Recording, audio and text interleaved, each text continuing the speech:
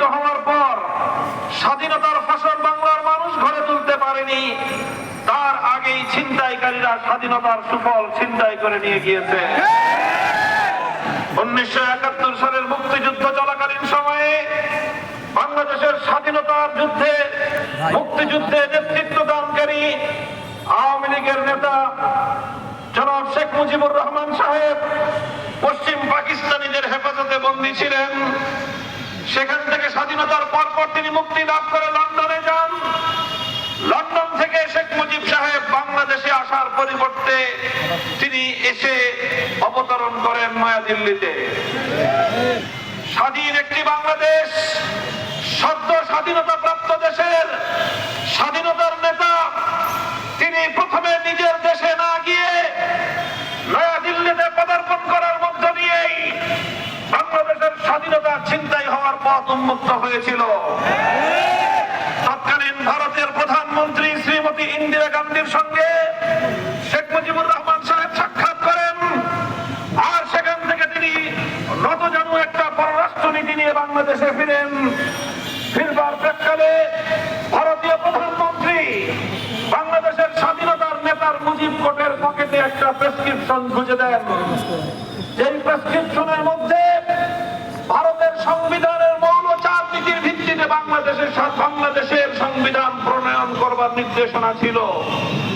তাই বাংলাদেশে যখন 72 সালে সংবিধান তৈরি হয়, সেই সংবিধানের মূল নীতিগুলো মুক্তিযুদ্ধের চেতনা ছিল না।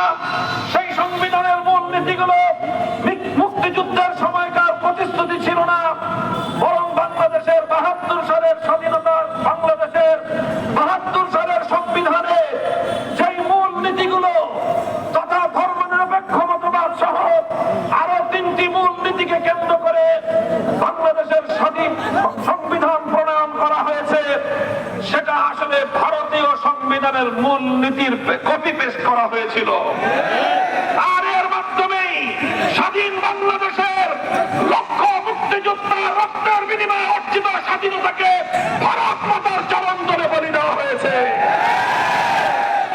71-এর মুক্তিযুদ্ধের প্রকৃত চেতনাকে আড়াল করে 72-এর ভেজাল মুক্তিযুদ্ধের চেতনা দাঁড় করানো হয়। এরপর থেকে আওয়ামী লীগ বিগত অর্ধ শতাব্দী পর্যন্ত রাজনীতি করেছে। 72-এর মুক্তিযুদ্ধের ভেজাল চেতনাকে 71-এর চেতনা নামে বাংলাদেশের মানুষকে কেনাবার চেষ্টা করেছে। এভাবেই বাংলাদেশকে বিভক্ত করেছে। তাদের ভেজাল মুক্তিযুদ্ধের চেতনার মানদণ্ডের ভিত্তিতে বাংলাদেশকে 2 ভাগ করেছে। এক ভাগ মুক্তিযুদ্ধের সপক্ষের, আরেক ভাগ মুক্তিযুদ্ধের বিরুদ্ধে। যারাই শেখ হাসিনার স্বৈরাচারের স্বৈরতন্ত্রের বিরুদ্ধে কথা বলেছে, যারাই বাকশালের বিরুদ্ধে মাঠে নেমেছে, তাদেরকেই স্বাধীনতা বিরোধী শক্তি আখ্যায়িত করে তারা তাদের একদলীয় স্বৈরতন্ত্রের রাজনীতির পথ উন্মুক্ত করবার চেষ্টা করেছে। এটা করতে করতে 2024 সালে যখন বাংলাদেশের তামাম সন্তানেরা, এদেশের আপামর ছাত্র জনতা, স্কুল, কলেজ, ইউনিভার্সিটি, আলিয়া মাদ্রাসা, কওমি মাদ্রাসার সকল ছাত্র জনতা এভাবে ভুলে গিয়ে 4 কোটি ছাত্র জনতা যখন দেশের সুন্দর ভবিষ্যৎ নির্মাণ করবার লক্ষ্যে বৈষম্য বিরোধী, কোটা বিরোধী আন্দোলন নিয়ে তারা মাঠে নামে, তখন দাম্ভিক শেখ হাসিনা আমার 4 কোটি নিষ্পাপ সন্তানকে গালি দিয়ে রাজাকারের বাচ্চা বলতে দ্বিধা করে না। শেখ হাসিনা যখন প্রধানমন্ত্রীত্বের চেয়ারে বসে আমাদের আগামী প্রজন্মের ভবিষ্যৎকে কলঙ্কিত করবার চেষ্টা করলেন, রাজাকার বলে গালি দিলেন, এদেশের তরুণ প্রজন্ম তখন বলল, অধিকার চাইলে যদি রাজাকার হতে হয়, স্বৈরতন্ত্রের বিরুদ্ধে কথা বললে যদি রাজাকার হতে হয়, ফ্যাসিবাদের বিরুদ্ধে সংগ্রাম করলে যদি রাজাকার হতে হয়, দেশের ভবিষ্যৎ মেধার ভিত্তিতে গড়বার দাবি তুললে যদি রাজাকার হতে হয়, যদি জুলুম শোষণের বিরুদ্ধে ইনসাফ ভিত্তিক সমাজ গড়বার কথা বললে যদি রাজাকার হতে হয়, গোটা বাংলাদেশের সমস্ত শিক্ষাঙ্গনগুলো থেকে, ক্যাম্পাসগুলো থেকে আমাদের ছেলে মেয়েরা একসঙ্গে আওয়াজ তুললো, আমি কে তুমি কে। মূলত সেদিনই শেখ হাসিনার ভাগ্য নির্ধারিত হয়ে গিয়েছিল। 72 সাল থেকে ভেজাল মুক্তিযুদ্ধের চেতনার ব্যবসা সেদিনই মার্কেট থেকে আউট হয়ে যায়। এরপরে শেখ হাসিনা বাংলাদেশের ক্ষমতার মসনদে ছিল, শুধুমাত্র বুলেটের জোরের ভিত্তিতে বাংলাদেশের ছাত্র জনতাকে হত্যা করে তাদেরকে ভয় দেখিয়ে ক্ষমতার মসনদ আঁকড়ে থাকবার চেষ্টা করেছিল। কিন্তু বাংলার মানুষ, ইতিহাস প্রমাণ করে বাংলাদেশের এদেশের জনগণের সংগ্রামী ইতিহাস হলো, যখন তারা মরতে শুরু করে, যখন তারা জীবন দিতে শুরু করে, বিজয় না নিয়ে বাংলার মানুষ কোনো আর ঘরে ফিরে না। ছাত্র জনতার রক্তের স্রোতে শেখ হাসিনা ভেসে গিয়েছে, শেখ হাসিনার স্বৈরতন্ত্র ভেসে গিয়েছে এবং বাংলাদেশ থেকে ভারতীয় আধিপত্যবাদের রাজনীতির কবর রচিত হয়েছে। আমি আজ বলতে চাই, এই যে বাংলাদেশের স্বাধীনতাকে একবার ছিনতাই করা হয়েছিল 1972 সালে, 2024 সালের এই দ্বিতীয় স্বাধীনতার পর আবার 2025 সালে বাংলার স্বাধীনতাকে আবার ছিনতাই করবার জন্য কুচক্রীরা উঠে পড়ে লেগেছে। আমরা বলতে চাই, এবার আর 72-এর মতো ভেজাল চেতনার আড়ালে 71-এর চেতনাকে হারাতে দেওয়া যাবে না। এবার 2024-এর প্রকৃত ফ্যাসিবাদ বিরোধী চেতনাকে বাংলাদেশ থেকে যেভাবে উৎখাত করা হয়েছে, আর কোনদিন সেই চেতনা বাংলার রাজনীতিতে পুনর্বাসিত হতে দেওয়া হবে না। সংগ্রামী সাথী ও বন্ধুগণ, আমি বলতে চাই, অন্তর্বর্তীকালীন সরকারের কাছে জোরালো দাবি জানাই, শেখ হাসিনা এবং তার খুনি মন্ত্রিসভা এবং তার প্রশাসনের রাষ্ট্রযন্ত্রকে ব্যবহার করে সরকারের দেওয়া আমার ট্যাক্সের পয়সায়, জনগণের ট্যাক্সের পয়সায় হেলিকপ্টার, বন্দুক, পিস্তল, গুলি তাদেরকে দেওয়া হয়েছে দেশের স্বাধীনতাকে রক্ষা করার জন্য, দেশের ছাত্র জনতাকে খুন করার জন্য নয়।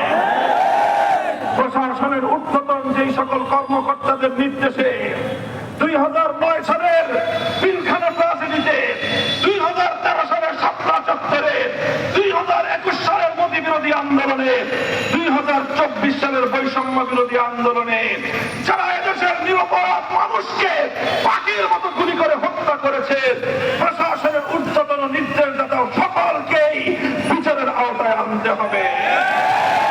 শেখ হাসিনা এবং তার দেশপ্রেমীদের বিচার নিশ্চিত করতে হবে বাংলাদেশে। আওয়ামী লীগ, যুবলীগ, হাতুড়ি লীগ, হেলমেট লীগ, ছাত্রলীগ,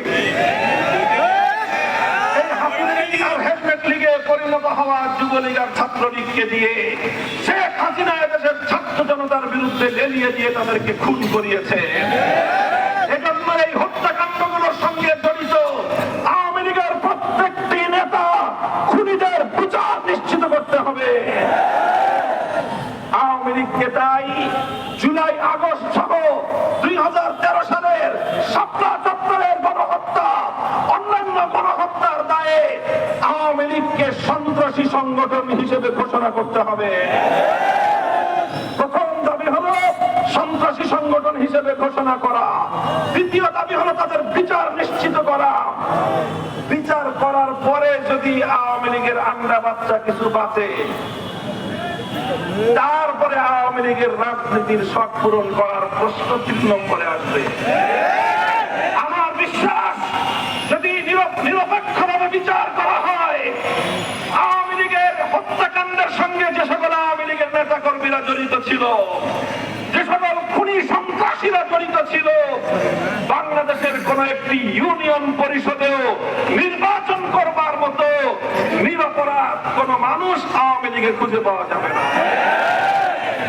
আর দেখা যায় কিছু মানুষ আওয়ামী লীগের জন্য মায়া কান্না শুরু করেছে। বিএনপির নেতৃবৃন্দের প্রতি বলতে চাই, আপনারা বলেন আওয়ামী লীগের রাজনীতি নিষিদ্ধ করবার জন্য আপনারা দাবি তুলতে পারবেন না।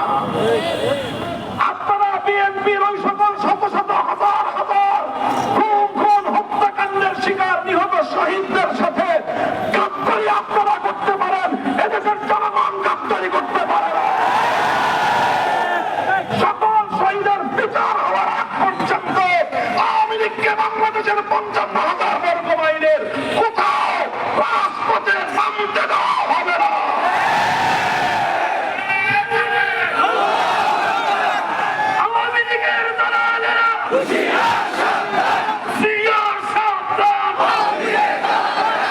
ফাঁসি ফাঁসি চাই, আওয়ামী দখলের ফাঁসি চাই, দুই হাসিনার ফাঁসি চাই। সংগ্রামী সাথী ও বন্ধুগণ, এগুলো আমাদের স্পষ্ট বক্তব্য। আমরা নির্বাচন এবং সংস্কার প্রশ্নে আমাদের বক্তব্য পরিষ্কার করেছি। আগে প্রয়োজনীয় সংস্কার হতে হবে। সংবিধান সংস্কারের যে উদ্যোগ গ্রহণ করা হয়েছে, সেই উদ্যোগ অনুযায়ী ৭২-এর বাকশালী সংবিধান বাতিল করে ব্যাপক সংস্কারের মাধ্যমে আগস্ট বিপ্লবের চেতনার আলোকে নতুন করে সংবিধান সংস্কার করতে হবে। সেই সংস্কার করার পরে নির্বাচন ব্যবস্থার আমূল পরিবর্তন আনতে হবে। প্রয়োজনীয় সংস্কারের পর যথা দ্রুত সম্ভব নির্বাচন দিতে হবে। সংগ্রামী সাথী ও বন্ধুগণ, সংস্কারের প্রশ্ন যখন এসেছে, আমরা বলি বর্তমান এই সংস্কার কার্যক্রমকে এদেশের আলেম সমাজ, ইসলামী সংগঠনগুলো স্বাগত জানিয়েছে, আমরাও সাধুবাদ জানিয়েছি। কিন্তু দুঃখ এবং পরিতাপের বিষয়, গত 19শে এপ্রিল নারী বিষয়ক সংস্কার কমিশন প্রধান উপদেষ্টা বরাবর নারী অধিকার সংস্কারের যে প্রস্তাবনা জমা দিয়েছে, সেই প্রস্তাবনা দেখে দেশপ্রেমিক তৌহিদি জনতা স্তম্ভিত হয়ে পড়েছে। সেই কমিশনে এমন ভয়াল বক্তব্য, এমন ধৃষ্টতাপূর্ণ কথা বলা হয়েছে, বিগত ফ্যাসিবাদী আমলে ভারতের দালাল হিন্দুত্ববাদী আওয়ামী লীগের কোন রেসপেন্সারও এই কথা বলার সাহস পায় না। কুলাঙ্গাররা বলে বাংলাদেশের নারী পুরুষের মধ্যে বৈষম্যের প্রধান কারণ হলো ধর্মীয় উত্তরাধিকার আইন এবং ধর্মের পারিবারিক আইন। অর্থাৎ আপনারা জানেন, আল্লাহর কোরআন পৃথিবীতে নাজিল হয়েছে দুনিয়াতে বৈষম্য দূর করে ইনসাফ কায়েম করার জন্য। আর এই তসলিমা নাসরিনের উত্তরসূরি তার প্রেতাত্মা নারী কমিশনের সদস্যরা তারা বলে যে কোরআনের বিধানের কারণেই নারী পুরুষে বৈষম্য তৈরি হয়েছে। এই স্পর্ধা তাদেরকে কে দিল? শুধু এখানেই ক্ষান্ত নয়, এই কমিশনের রিপোর্ট জমা হওয়ার পরে প্রধান উপদেষ্টার অফিসিয়াল ভেরিফাইড ফেসবুক পেজে সেটাকে প্রচার করে অঙ্গীকার ব্যক্ত করেছেন প্রধান উপদেষ্টা যত দ্রুত সম্ভব এই নারী কমিশনের রিপোর্ট নাকি তিনি বাস্তবায়ন করবেন। আমরা ডক্টর ইউনূস সাহেবকে বলি, এদেশের তাওহীদি জনতা আপনাকে সমর্থন দিয়ে যাচ্ছে, কিন্তু মনে রাখবেন এ সমর্থন নিঃশর্ত সমর্থন নয়। আপনি যদি আল্লাহর কোরআনের বিরুদ্ধে দাঁড়িয়ে যান, আপনাকে মঞ্চ থেকে, ক্ষমতার গদি থেকে উৎখাত করতে এতটুকু হৃদয় কাঁপবে না আমাদের। কোরআনের বিরুদ্ধে পদক্ষেপ গ্রহণ করলে আপনার পরিণতিও শেখ হাসিনার চেয়ে ভিন্ন কিছু হবে না। আমরা পরিষ্কার ভাষায় বলতে চাই, ইসলাম নারীকে সমান নয় বরং পুরুষের চেয়ে অগ্রাধিকার প্রদান করেছে। আবার বলছি, ইসলাম নারীকে অগ্রাধিকার প্রদান করেছে। বাংলাদেশের আবহমান কাল থেকে চলে আসা সকল নারীরা ইসলাম প্রদত্ত, আল্লাহ প্রদত্ত অধিকার নিয়ে তারা সন্তুষ্ট আছে। কিন্তু এদেশের নারী সমাজের প্রতিনিধিত্ব না নিয়ে তাসলিমা নাসরিন মার্কা কিছু কুলাঙ্গারকে দিয়ে, পশ্চিমা জীবনধারায় বিশ্বাসী কিছু এনজিও কর্মীদেরকে দিয়ে ডক্টর ইউনূস সাহেব নারী কমিশন গঠন করিয়ে আল্লাহর কোরআনের বিরুদ্ধে আপনি কটাক্ষ করিয়েছেন। দাবি তুলতে চাই, 90% মুসলমানের ধর্মীয় অনুমতিতে আঘাত দেওয়ার জন্য নারী কমিশনের প্রত্যেকের বিরুদ্ধে আইনানুগ ব্যবস্থা গ্রহণ করতে হবে। যদি এই কমিশনের রিপোর্টকে প্রত্যাখ্যান করে, কমিশনকে যদি বাতিল করে, নতুন করে এদেশের সংখ্যাগরিষ্ঠ নারীর অভিপ্রায় অনুযায়ী তাদের প্রতিনিধিত্ব নিশ্চিত করে নতুন কমিশন গঠন না করা হয়, এই নারী কমিশনের সদস্যদের পরিণাম সেই তসলিমা নাসরিনের মতোই ঘটনা হবে। তসলিমা নাসরিন গেছে যেই পথে, নারী কমিশন যাবে সেই পথে। প্রফেসর ইউনূস সাহেবকে বলি, এদেশে ইসলামের সঙ্গে পাঞ্জা লড়তে আসবেন না, আল্লাহর কোরআনের সঙ্গে যুদ্ধে অবতীর্ণ হবেন না। আমাদের রক্ত দিয়ে আমরা আল্লাহর কোরআনের দুশমনকে মোকাবেলা করে ছাড়বো ইনশাআল্লাহ।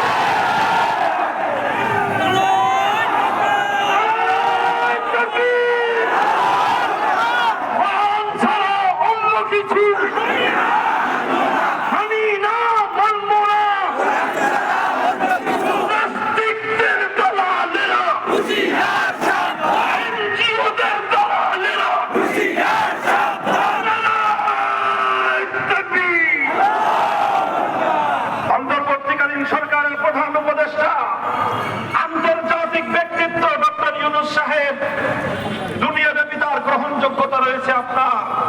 আমরা আপনাকে আহ্বান জানাই, গাজায় নির্বিচারে কায়রনবাদী ইসরায়েলের যে গণহত্যা চলছে, পার্শ্ববর্তী কাশ্মীরকে উগ্রবাদী হিন্দুত্ববাদী বিজেপি সরকার নতুন গাজায় পরিণত করছে। গোটা ভারত জুড়ে আজ মুসলমানদের উপর সাম্প্রদায়িক আক্রমণ চালানো হচ্ছে। গত 5ই এপ্রিল মুসলমানদের 100 বছরের আইন, 1923 সালে প্রণীত আইনকে তারা ওয়াকফ আইন সংশোধনী বিল 2025 পাস করার মধ্য দিয়ে ভারতে মুসলমানদের ব্যক্তিগত সম্পত্তি, যেগুলো তারা আল্লাহর নামে ওয়াকফ করেছে, মসজিদ মাদ্রাসার জন্য তারা দান করেছে, আল্লাহর নামে ওয়াকফকৃত সেই সম্পদগুলোর দিকে হিন্দুত্ববাদীদের নজর পড়েছে। তারা মুসলমানদের সেই সম্পত্তি কেড়ে নেওয়ার পায়ে তারা আছে। ডক্টর ইউনূস সাহেব, আপনি ওই ইসরায়েল আর এই ভারতের বিরুদ্ধে মুসলিম উম্মাহর এবং মুসলিম মানুষের স্বার্থ রক্ষা করার জন্য আন্তর্জাতিক পরিমণ্ডলে আপনি কাজ করুন। বিশ্ব নেতৃত্বকে, বিশ্ব শক্তিগুলোকে আপনি বোঝান, যদি এভাবেই ফিলিস্তিন আর ভারতে রক্ত ঝরতে থাকে, সারা দুনিয়ার পরে 200 কোটি মুসলমান জিহাদের হাতিয়ার তুলে নিতে বাধ্য হবে। সারা দুনিয়া জুড়ে জিহাদের দামামা বেজে উঠবে। গোটা পাক ভারত উপমহাদেশ জুড়ে গাজওয়াতুল হিন্দের দামামা শুরু হবে। কাজেই আমি আমাদের মাননীয় প্রধান উপদেষ্টার প্রতি সম্মান প্রদর্শন করে বলি, আপনার এই জায়গায় কাজ করার সুযোগ রয়েছে। বাংলাদেশের 18 কোটি মানুষ আপনার হাতকে শক্তিশালী করবে। আপনি সেখানে কাজ করেন, কোরআনের বিরুদ্ধে নামতে আসবেন না। খবরদার, কোরআনের বিরুদ্ধে আসবেন না। হুঁশিয়ার করে দেই, আল্লাহর কোরআনের পারিবারিক আইন, উত্তরাধিকার আইনে যদি আঙুল বসাবার চেষ্টা করেন, সে হাত আমরা ভেঙে গুড়িয়ে দেব। আমরা কোরআনের মর্যাদা রক্ষা করার জন্য প্রয়োজনে আবার ছাত্রা চত্বরে যাব, আর শাহাদাতের রক্ত দেব আমরা। তবু আল্লাহর কোরআনের মর্যাদা ভুলণ্ডিত হতে দেব না। আগামী 3রা মে অর্থাৎ আগামী শনিবার ঐতিহাসিক রাজধানীর সৌরবর্তী উদ্যানে হেফাজতে ইসলামের আমির আল্লামা শাহ মুহিবুল্লাহ বাবু নগরী এই নারী সংস্কার কমিশনের উত্থাপিত প্রস্তাবনা প্রত্যাখ্যান এবং তাদেরকে বাতিল করে নতুন কমিশন গঠনের দাবিতে মহাসমাবেশের ডাক দিয়েছেন। গোটা বাংলাদেশ থেকে চলো চলো ঢাকা চলো আওয়াজ তুলে এদেশে ইসলামকে রক্ষা করার জন্য রাজপথে নেমে আসতে হবে ইনশাআল্লাহ। সংগ্রামী সাথী ও বন্ধুগণ, আমরা আমাদের বক্তব্য পরিষ্কার করে দিয়েছি। আমরা পূর্ণাঙ্গ বৈষম্যহীন সমাজ চাই। আমরা ইনসাফপূর্ণ একটি বাংলাদেশ গড়তে চাই।